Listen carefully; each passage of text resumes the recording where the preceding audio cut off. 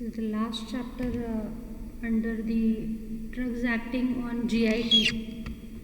Okay, that is the treatment of constipation. Now, these drugs are also known as purgatives. There are multiple names given to these particular drugs which are used in the treatment of constipation. Depending upon, there are certain differences in between these terms. We will see when we cover the definitions. So these are also known as purgatives or laxatives, or they are known as aperients or cathartics. So these are the several names. We will see the definitions of also of these. Before going into the chapter, the outline of the chapter is as follows. First, we are going to cover all the definitions, okay, of the terms which are utilized. Next is the classification of the drugs which are utilized. Next is the mechanism of action. In general, we are going to cover. Then the individual drugs under several classes like bulk purgatives, stool softeners or stimulant purgatives, or osmotic purgatives. Okay, then the last point is the choice and use of purgatives. Okay, how you can make a choice in a particular situation, which are the situations in which actually they are supposed to use and all. Okay. Now, what exactly is the meaning of all these drugs? Okay, so basically these are the drugs that promote the evacuation of the bowels. Okay, that is, whatever stools are present in your GI tract, they will be removed from the bowel. Okay, now emptying of the bowel may be required in certain situations also, like supposing if surgery is supposed to be carried out, so that time you need to evacuate, completely empty all the bowels, that is your GI tract, it should be completely empty. Okay, whereas there are certain situations in which constipation may take place, that is, there is difficulty in passage of stools. So at that time also evacuation of the bowels may be promoted by using these particular drugs. Okay, we have seen that constipation is a side effect of several drugs. It is also one of the symptoms for several pathological conditions also.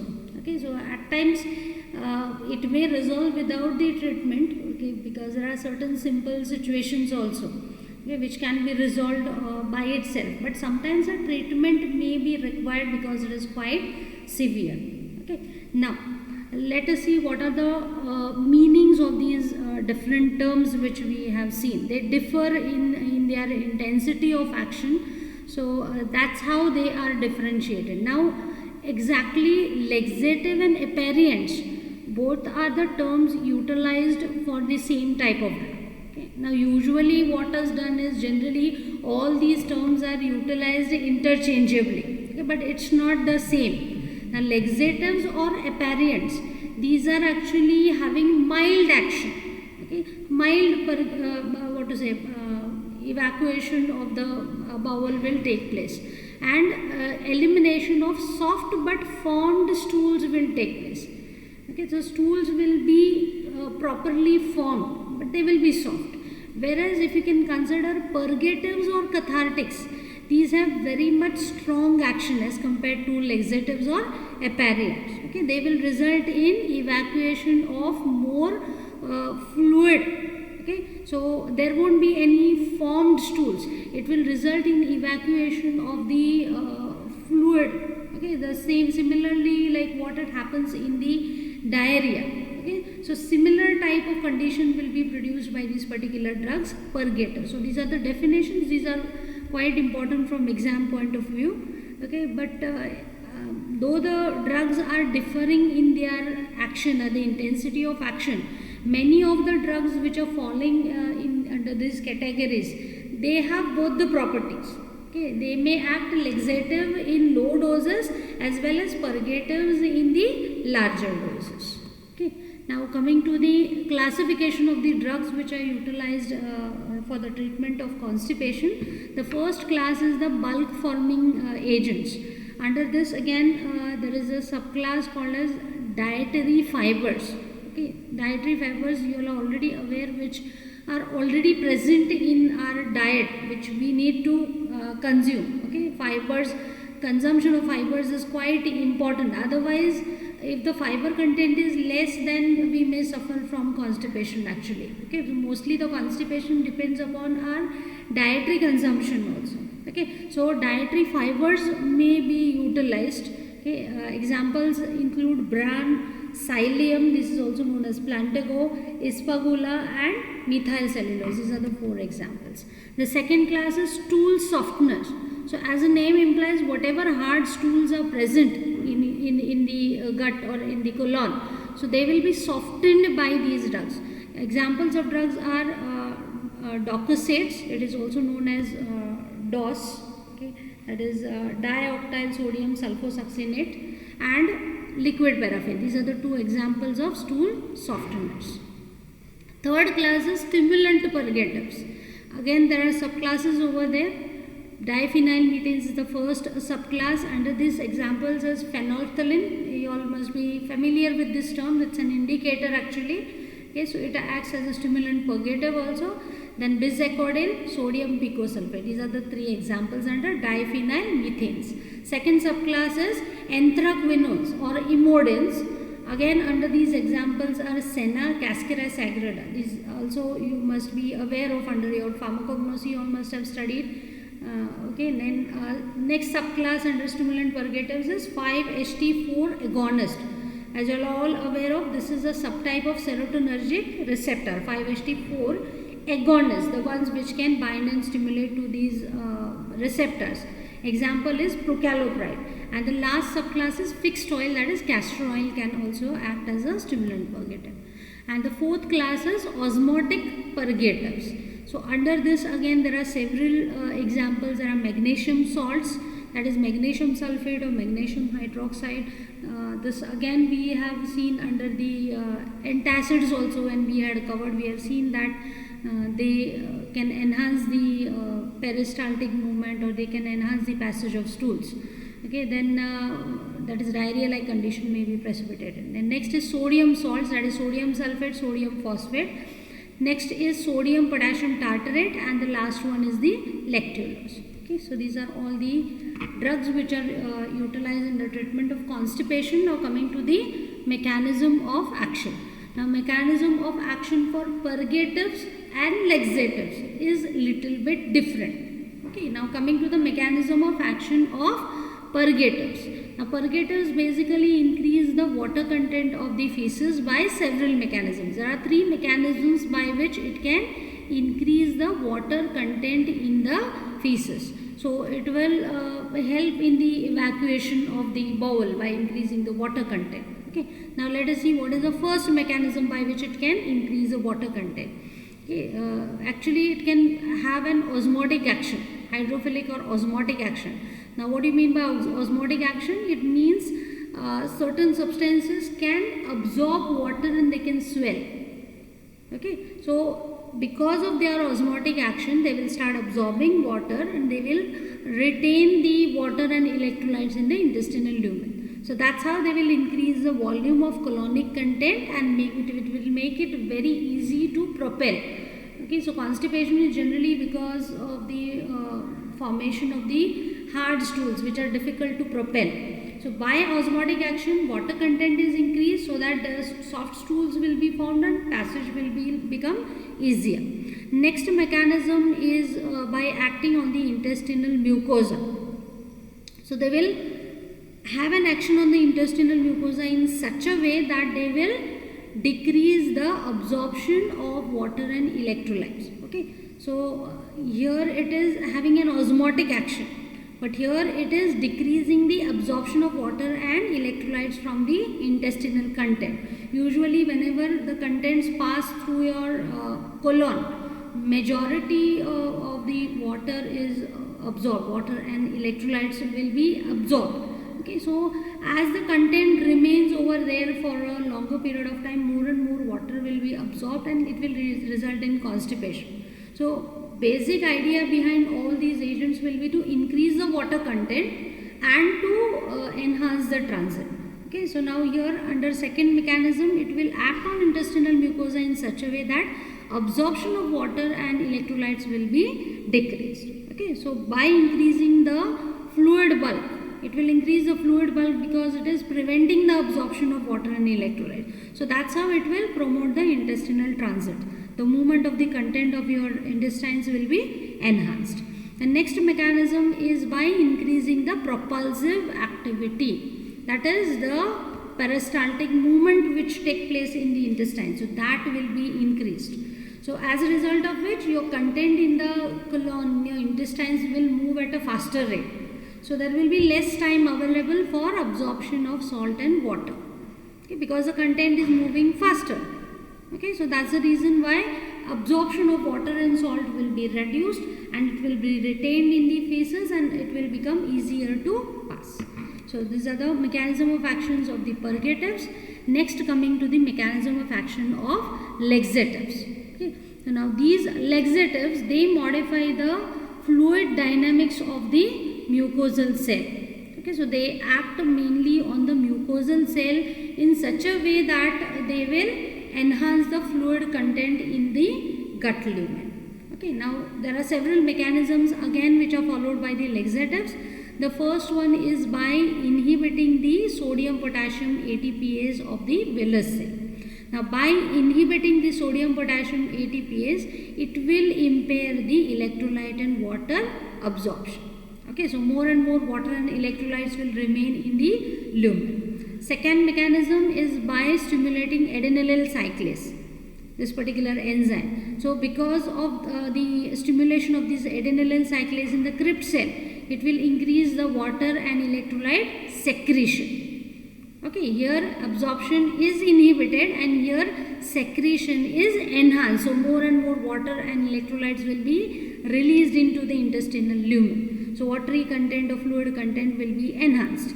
Next mechanism is by increasing the PG synthesis in the mucosa. So again, PG synthesis are responsible for the increase in the secretions, you are all aware of. Next is certain structural injury to the absorbing intestinal mucosal cells. So because of this injury to the absorbing cells, the absorption process in the intestines will get affected, so that the water and the electrolytes will not be absorbed appropriately and it will remain in the lumen, so that the watery content will be enhanced. And the last mechanism is by increasing the nitric oxide synthesis, which in turn enhances the secretion and also inhibits the non-propulsive contractions of the colon, which may result in cramping. So that will be inhibited, whereas it will increase the secretions into the lumen. So that's how the fluid content will be enhanced. So these are the mechanisms of action of purgatives and laxatives. Now to start with the individual drugs, that is first class bulk purgatives. Under this, dietary fibers are utilized as bulk purgatives. Okay, first example is bran. Okay, now these dietary fibers, actually they contain most of the unabsorbable material, right? It's very important to consume the dietary fibers. Okay, they will add to the roughage and they will help in the formation or proper formation of the stools. Because of their osmotic action, they will absorb water, they will swell, and they will make the stools quite soft. Okay, so consumption of the dietary fibers is quite important. Now these dietary fibers mainly they consist of certain unabsorbable material, something which is not absorbed systemically, like say cell walls, okay? Or maybe certain other constituents like cellulose, pectins, glycoproteins and other polysaccharides. So these are not absorbed systemically, but what they will do, they will add to the roughage and help in the proper formation of the stools. Okay, so this bran, okay, is actually a byproduct of flour industry and consists of 40% of the dietary fibers. Okay, and once you consume this bran, it will absorb water. It has osmotic property. So because of this its osmotic property, it will start absorbing water. Okay, it will remain in the intestines. It is not absorbed. Okay, because it consists of the dietary fibers which are unabsorbable. So once into the intestine, it will start absorbing water. It will swell and increase the water content of the feces. So it will result in formation of the soft stool, which will facilitate the colonic transit. That is the movement of these stools stools through the colon will be promoted. Okay, so also certain colonic bacteria may also act on these pectins or gums which may be present into this. So by acting on these, it will produce certain active products, osmotically active products. So certain products will be generated by the bacteria. In the colon already the bacteria are present, right, as in part of normal flora. So what they will do is they will start acting on these, produce osmotically active products. So these products also in turn will swell, absorb water, will swell and start retaining water into your intestines. So this will again result in formation of the soft stools. Okay. Now, apart from this, these dietary fibers also help in increasing the fecal mass. Okay. They will support the growth of bacteria in the colon. So these dietary fibers, when reach the colon, already bacteria are present. So they will provide a favorable environment and they will promote the growth of bacteria in the colon. Okay, so this will in turn contribute to the fecal mass. Okay. Now another beneficial action of these dietary fibers, certain dietary fibers like gum, lignin and pectin specifically, these can bind to the bile acids. Okay, bile acids which are secreted in the bile.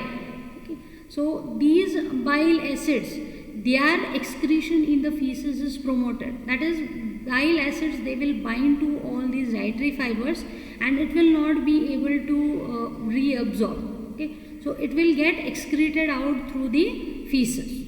Okay, so because of this, the content of the bile acids in the body will reduce. The levels of bile acids will reduce. Now, because bile acid content is reducing, your body will not keep quiet, right? So it will try to synthesize more and more bile acids, and you are all aware of bile acids are synthesized from the cholesterol. Okay, so since more and more bile acids are excreted out through feces, more and more degradation of the cholesterol will take place in the liver. So this will result in lowering of the LDL cholesterol level. Plasma LDL cholesterol level can be reduced. So it's again one more beneficial action, because cholesterol is not good for health, right? So again it will reduce the levels of these cholesterol. So this is one more beneficial effect. Now coming to the uses of these particular drugs, usually these are utilized for prevention of the functional constipation. Okay, like say for example, maybe psychologically it may be, okay, or psychosomatic. There are several reasons, or neurological reasons may be there for constipation. So such type of constipation or simple constipation, which may be due to the changes in your dietary content. Maybe you are not consuming the proper dietary fibers. So that could also result in simple constipation. So these are the several conditions wherein it can be used. Apart from that, it can also be used for irritable bowel syndrome. Okay, here it will, by adding to the bulk and by formation of soft stools, it will help in reducing the rectosigmoid intraluminal pressure.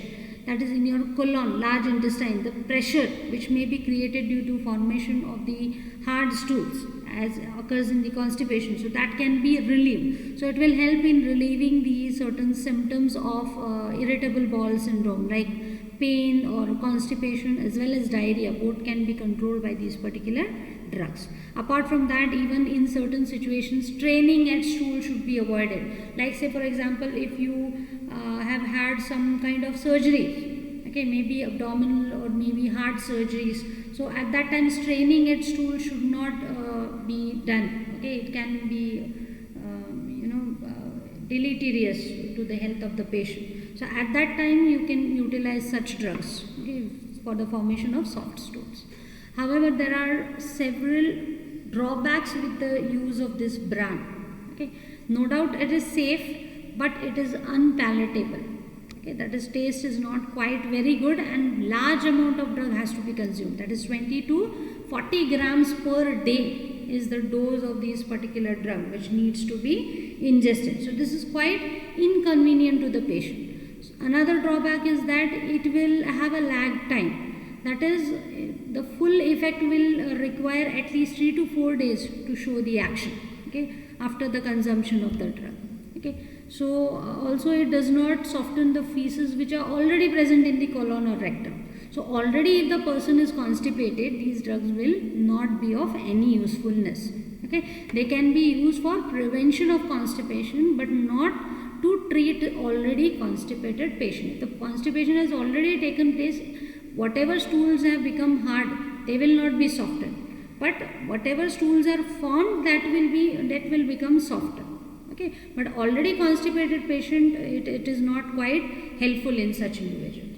Again, there is one contraindication for these use of these drugs, that is those patients who are suffering from gut ulceration or adhesions or stenosis, that is narrowing of the lumen, or where fecal impaction has taken place, that is hard stools have blocked the intestine. So in such situations it is not supposed to be utilized.